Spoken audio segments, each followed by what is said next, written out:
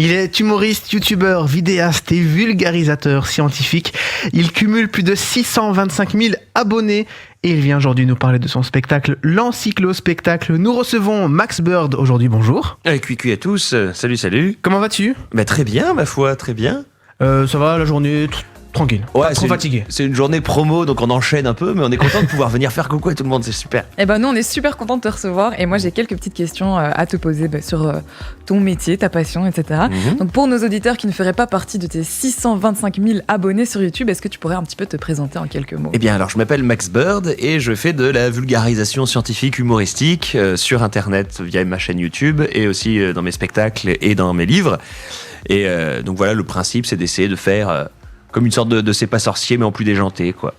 C'était déjà un petit peu déjanté à l'époque. Je trouvais qu'il y avait une petite touche ironique, tu vois. Ah oui, mais en mode, c'est plus un truc à la Jim Carrey, où on va dire l'humour est encore plus souligné, quoi. Je pense que je perds en pédagogie ce que je gagne en gesticulation. Et c'est pas sorcier qui t'a inspiré justement à te lancer là-dedans ? Je pense qu'en fait, n'importe qui se lance aujourd'hui dans un programme de vulgarisation est forcément teinté de C'est pas sorcier, parce que voilà, c'était tellement novateur à l'époque.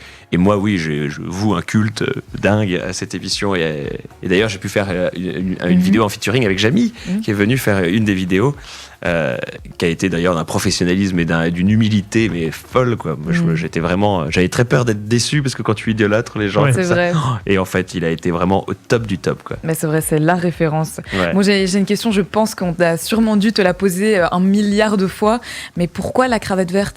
Alors déjà, je voulais un code visuel fort, parce qu'au début, quand on monte sur scène et on est plein de jeunes humoristes, je me dis bon, s'ils retiennent pas le nom et qu'ils se souviennent juste à peu près du thème, il faut au moins qu'ils puissent dire c'était un type avec une cravate verte, voilà. Moi, et en plus, j'ai pas besoin de choisir mes vêtements. Je m'intéresse pas tellement aux vêtements, ça m'intéresse pas du tout, et donc j'aime bien l'idée que cette question soit évacuée. Voilà. Et sinon, c'est le vert, l'Amazonie, tout ça, mais c'est aussi un peu une référence à certaines plumes de certains oiseaux qui utilisent ça pour les parades, c'est-à-dire qu'ils ont une dominante noire, mais ils ont des couleurs très très flashy, de certaines plumes métalliques qui changent de couleur en fonction de l'inclinaison. Il y a des colibris qui font ça, des paradisiers aussi. Comme les pans ? Par exemple, les pans aussi, Wow. en fonction de l'orientation, parce que en fait, il n'y a pas de pigments sur ces plumes. Ouais. Mais c'est comme un CD-ROM. Un CD-ROM, quand on regarde de dos, ça nous fait un arc-en-ciel, voilà. Ça reflète certaines couleurs. Et ben, c'est pareil pour les oiseaux. Ils ont certaines barbules comme ça sur les plumes qui reflètent juste une lumière avec un certain angle. Sinon, elles apparaissent noires ou vertes. À la base, on devait en apprendre sur toi, on vient d'en apprendre sur les oiseaux. Je trouve toujours un moyen de détourner. Et du coup, juste avant, tu nous parlais de te reconnaître sur scène, parce que c'est vrai qu'après une formation au cours Florent à Paris, tu t'es lancé sur scène dans divers théâtres parisiens. C'est ça. Qu'est-ce que cette période de ta vie t'a apporté, le moment où t'es monté sur scène ? Qu'est-ce que ça t'a... La première fois, il y a tous tes potes et ta famille dans la salle, et donc t'as l'impression, tu te dis c'est bon, j'ai retourné la salle, je suis un génie, ça va très bien se passer. Après, tu essaies de faire des programmations à Paris, donc t'as un rendez-vous, c'est tous les mardis à 21h30 au théâtre de la Marmotte qui pète. Enfin voilà, tu te rends compte que c'est pas forcément ce dont tu avais rêvé, et puis c'est très difficile de faire venir un vrai public. Et là, tu joues plein de fois devant 3-4 personnes. Parfois t'annules, parfois il y a 10, parfois il y a 20. Wouhou, mais il y a 20, et du coup tu te chauffes un petit peu, et puis en fait tu les fais pas tellement rire ce jour-là, et donc au bout d'un moment t'as oublié qu'un jour t'avais été drôle. Une fois. Non, c'est une période qui est très compliquée, mais qui est hyper formatrice. Parce qu'au début, on a cette naïveté de croire que ça va être facile, et c'est grâce à cette naïveté qu'on se lance dans le métier, sinon on n'y va pas.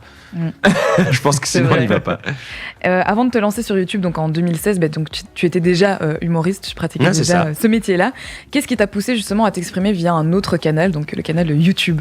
C'est le fait que au début, quand on fait le spectacle, c'est un peu difficile. Après, j'ai fait des festivals d'humour, des concours où on doit présenter 10, 15 minutes, 20 minutes, parfois 30 minutes de spectacle en concurrence avec d'autres humoristes pour gagner des prix.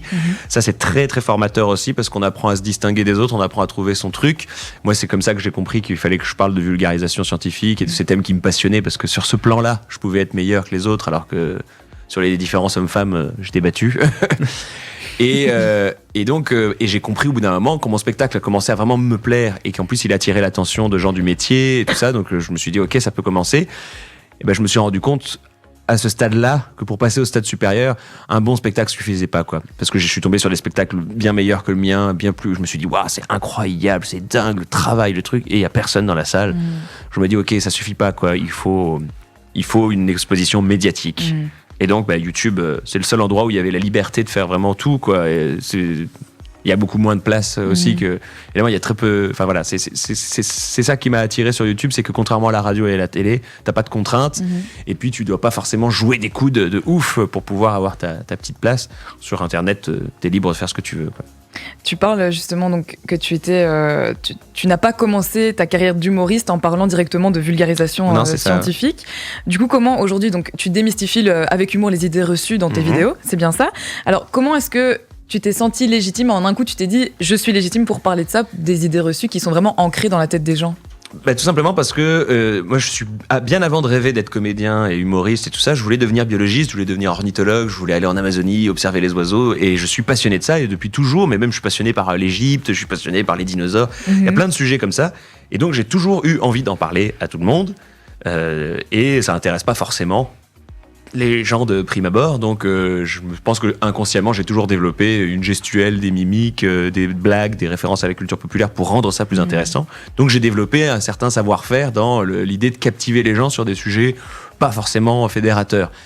Donc ma légitimité, j'ai toujours reconnu là-dedans. Dès que j'ai vu, quand j'ai commencé à présenter sur scène des sketchs qui parlent d'histoire, qui parlent de science, j'ai tout de suite vu que ça prenait beaucoup plus que les sketchs entre guillemets classiques et lambda. Et à ce moment-là, je me suis dit, ok, d'accord, donc j'ai le sens de ce truc-là, et pourquoi pas faire une chaîne YouTube avec ce même truc.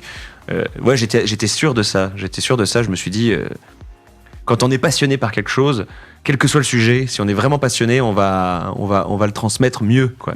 Et donc, ma légitimité, c'est ça, c'est d'être à la base amoureux de ces sujets.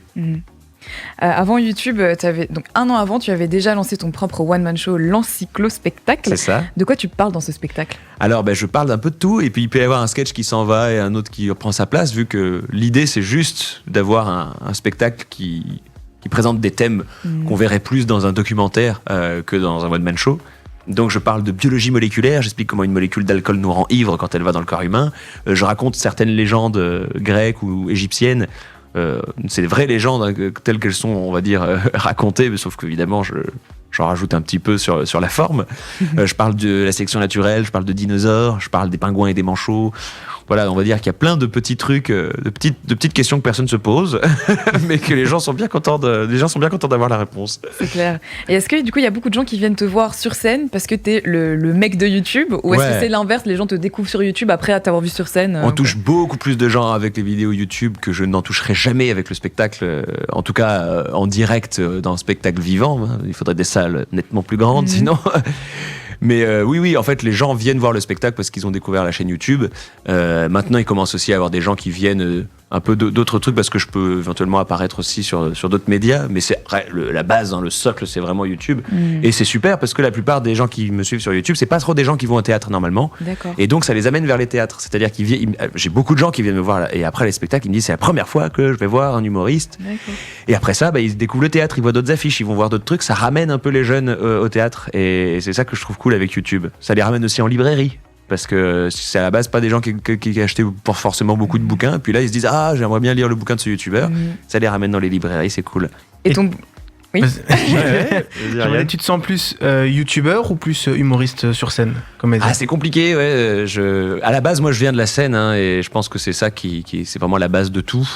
Et je pense que je ne suis jamais devenu youtubeur, c'est-à-dire que j'ai jamais réussi à tenir la cadence, à faire des vidéos très simples, improvisées, puis monter. Je fais jamais de partenariat avec des marques, je fais pas des posts sur les réseaux. J'ai pas le... T'es pas un influenceur? Non, j'ai pas tous les trucs qui codent vraiment le youtubeur, je les ai pas chopés, quoi. Je fais un peu un programme télé sur internet finalement, quoi. C'est très il y a plusieurs plans de caméra, c'est très écrit, il y a une intro, un outro, c'est des vidéos qui sont hyper compliquées à faire, c'est pas du tout... Enfin, c'est quelqu'un qui veut marcher sur YouTube, il fait pas ça, quoi. C'est travailler différemment, quoi.